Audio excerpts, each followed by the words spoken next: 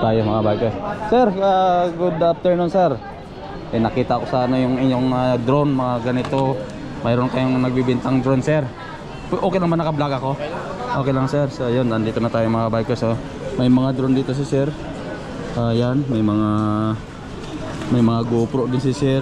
Kompleto dito, may mga ano pa. Ito, yung gimbals. Sir, magtatanong lang po ako, magkano po itong ano nyo, yung drone? Yung maliit, yung pinaka lowest price. Pinaka lowest price ko sir, DJI Sparks. DJI Sparks 12,000 to 11,000 sir. Ayun, pwede ako makahirit. Bentahan. Kaso ngayon sir, sold lahat eh. Ha? Walang stock. Hala.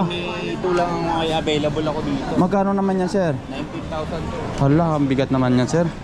Yung Sparks ko na mura, naubos.